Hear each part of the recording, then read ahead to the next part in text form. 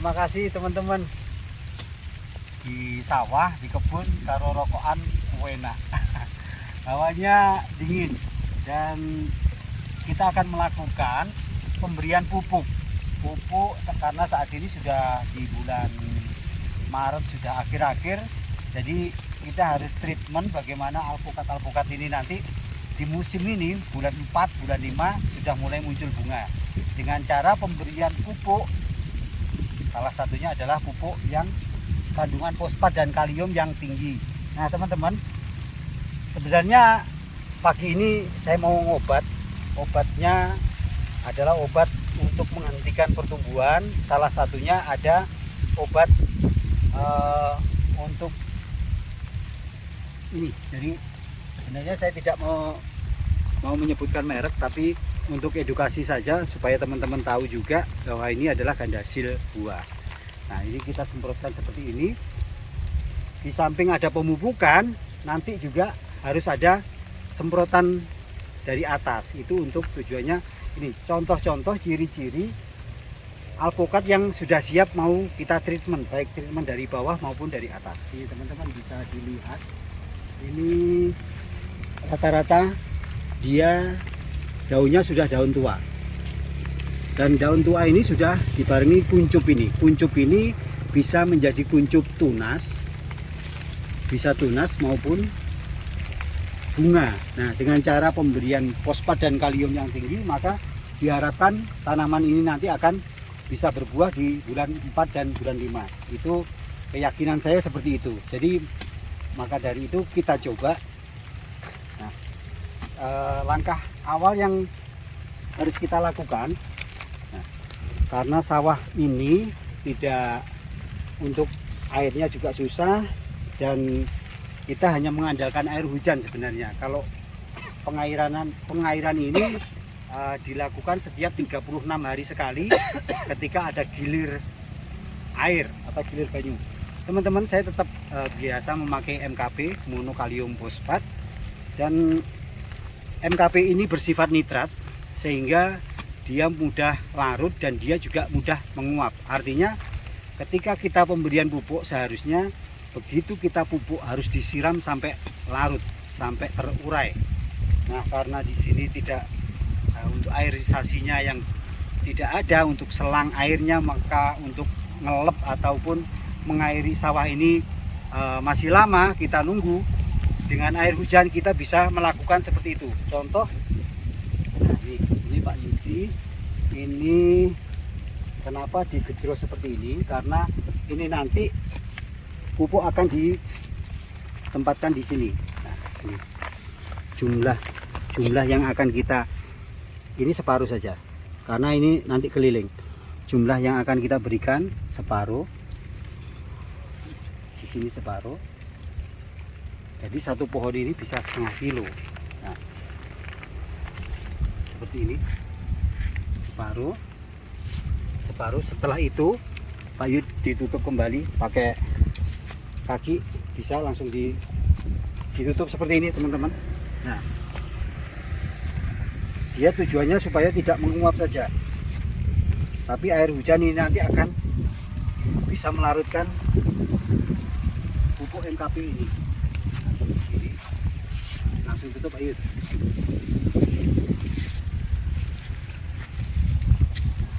Yang terutama ketepatan untuk pemberian pupuk ya teman-teman. Jadi memberikan pupuk itu sebaiknya tajuk luar ini persis di bawahnya, karena jelas saja akar-akar yang ada di dalam akar serabut itu yang mencari makan, sehingga kalau tidak tepat kita memberikan di sini, maka tidak tepat. Akar serabut itu di sini yang makan. Ketika nyari makan itu, begitu istilahnya mulut terbuka, langsung bisa menerima makanan ini. Langsung bisa menerima makanan. Tapi kalau di sini dia susah. Kalau lebih dekat ke sana akan lebih susah untuk langsung makan. Jadi istilahnya dimanjakan. Ketika mulut sudah buka, kasihlah pupuk, dia akan mudah. Nah ini harus ditutup karena supaya tidak terjadi penguapan. Nah seperti ini.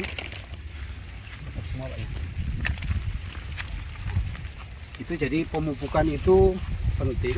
Terus ini saya praktekkan saja karena di pagi hari ini tiba-tiba hujan, jadi sebaiknya perkirakan kalau tidak hujan kita boleh melakukan penyemprotan. Ini saya teman, ini airnya, ini tangki ini isinya 16 liter. 16 liter kita memakai, kita sebutkan saja ya produk-produk yang ada, tidak apa-apa, cuman saya tidak jualan obatnya, bisa beli di toko-toko pertanian. Kita melakukan hanya dengan aplikasi, dua aplikasi ini, Avidor dengan Gandasil. Nah, untuk Avidor pemberiannya ini bisa dicampur dengan Gandasil. Ini kita bisa memberikan Avidor itu 2 sendok takarannya. Usahakan insek dulu yang kita tuang ke dalam tangki. Setelah itu baru boleh Gandasil maupun obat-obat yang lain, fungisida dan lain sebagainya.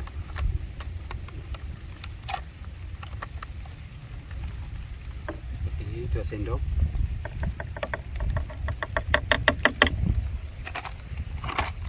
Nah, Gandasil juga seperti itu, 2 sendok.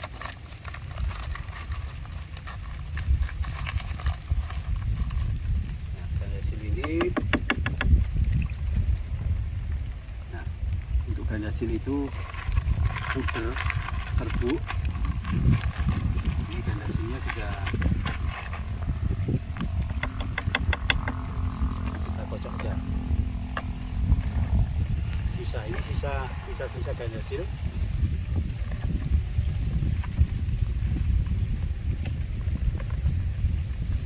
Jadi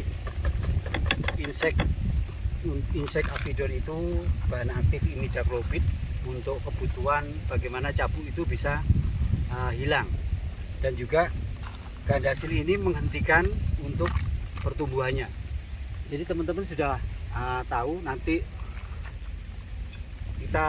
kita ulas lagi bagaimana tanda-tanda kuncup itu, bisa kuncup menjadi tunas, bisa kuncup menjadi buah. Tapi kalau kita melakukan treatment seperti ini, insya Allah kuncup itu akan menjadi buah, karena semakin subur. Ketika tidak dihentikan, tidak memakai fosfat dan kalium, maka dia akan tumbuh terus menjadi kuncup. Nah, teman-teman juga harus memperhatikan tanaman yang sudah siap dibuahkan seperti ini, kerimbunannya, kesehatan tanamannya, termasuk batangnya. Batangnya sudah batang besar, memang sengaja kita tidak dibuahkan dulu.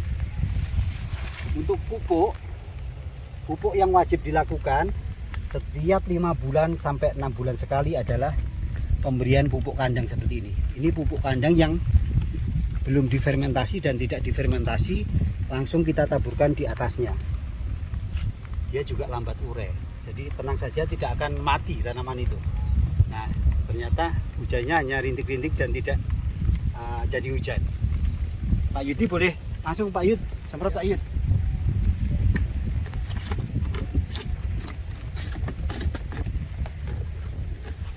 Ini tanggung ini.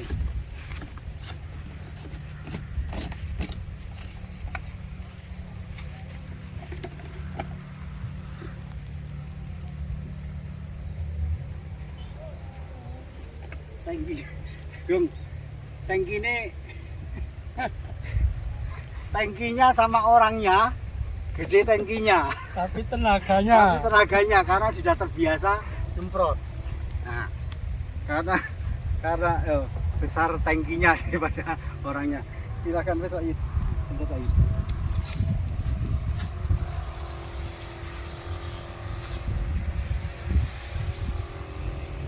Jadi Avidor itu dia racun kontak, bersifat lebih ke sistemik untuk serangan lewat lambung. Jadi meskipun disemprot tidak terkena penyakitnya, dia sistemik. Jadi sistemik itu tanaman itu obat merasuk ke dalam jaringan sel, sehingga ketika ada cabuk maupun ulat, kalau terjadi ada ulat, dia makan daunnya pasti mati. Itu sistematiknya. Ya, ini.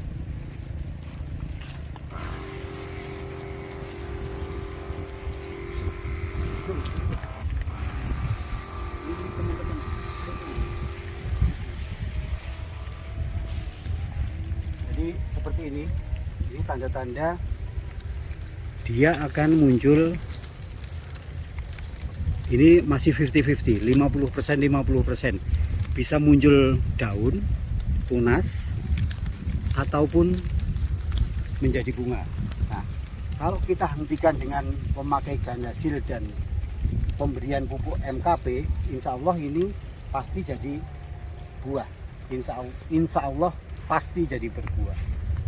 Kita bisa lihat di sini kebun.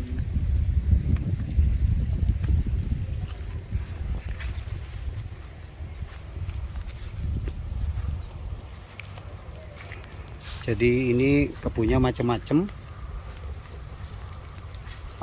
maksudnya varietasnya. Nah, ini lepas kontrol ini teman-teman. Dung.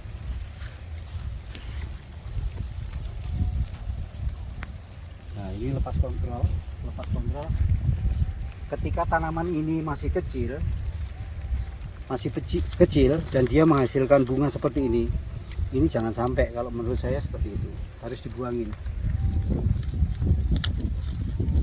harus dibuang, karena ini nanti akan mati. Kalau menurut saya memprediksi sekitar 85% akan mati, maka kita harus membuang calon-calon bunga. Kita bisa, jadi besaran segini, kerimbunan segini boleh dibuahkan, tapi hanya 1-2 saja untuk pelipur lara. Kalau mau membuahkan lebat jangan, menurut saya itu. Yuk kita keliling lagi.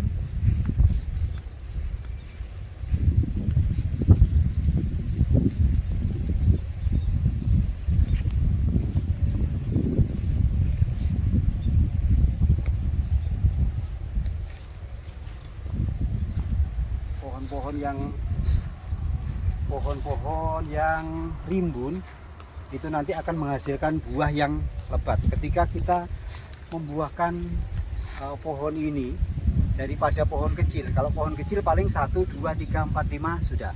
Tapi kalau pohon gede seperti ini, sekali berbuah insya Allah buah pertama langsung 40-50 kilo. Ini bisa dilihat, ini saya pastikan ini nanti disemprot langsung jadi bunga dan buah. Kuncup ini teman-teman mungkin juga mengalami di masing-masing di rumah atau di kebun. Ketika kuncup ini nanti sepertinya bunga tapi ternyata tunas. Nah, seperti ini. Tandanya sudah terlihat. Ini bisa tunas, bisa buah. Tapi kalau kita obat dan kita pupuk, insya Allah pasti jadi buah. Nah, yuk kita semprot semuanya di sebelah. Yuk.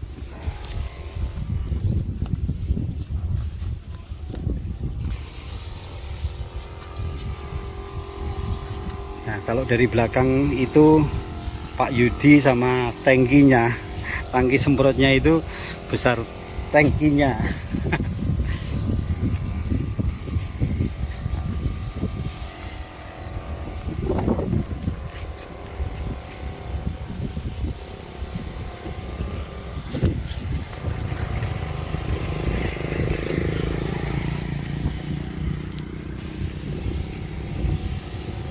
Nah, ini obat ada cabuk atau kutu putih, kutu kebul dengan dengan obat buah. Nah, itu sudah terlihat dari jauh pun sudah, kalau kita sudah terbiasa, sudah muncul calon bunga ataupun calon tunas. Karena daun rata-rata satu pohon ini dia mandek.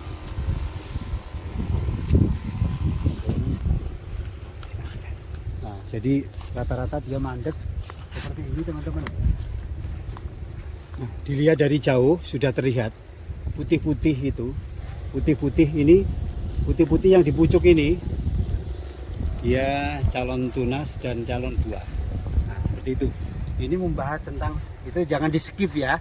Jadi jangan di skip, kita lihat bagaimana treatment cara berkebun, baik berkebun di lahan langsung. Nanti kita sama-sama untuk mencoba. Jadi di kebun saya ini lokasinya di dekat Balai Desa Jambu. Di sini di Desa Jambu MDPL-nya hanya 90 mdpl, sehingga tanaman alpukat itu panas banget. Tentu saja kebutuhan air itu harus penuh seperti ini untuk antisipasi ketika musim hujan, dia tidak mengendap di bawah perakaran, tapi dia larut ke sini. Artinya air itu menuju ke sini. Nah, mungkin itu teman-teman. Sekali lagi saya terima kasih banyak untuk konten edukasi kali ini, dan tetap semangat untuk menanam, semangat untuk merawat. Bagaimanapun juga ketika kita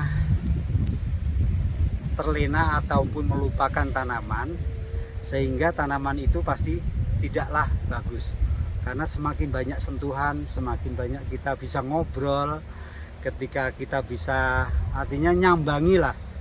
Kalau kita ke kebun berarti kita tahu kondisi tanaman tersebut, apakah terkena hama penyakit, capuk ataupun Phytophthora ataupun cendawan atau waktunya pemberian pemupukan dan lain sebagainya. Pasti akan kita segera melakukan kalau melihat tanaman-tanaman yang kurang bagus. Terima kasih teman-teman, terus hijaukan bumi kita, karena bentuk sedekah yang paling mudah adalah menanam bagian untuk memberikan oksigen bagi manusia seluruhnya. Terima kasih, salam dan doa buat keluarga. Saya sampaikan, assalamualaikum warahmatullahi wabarakatuh.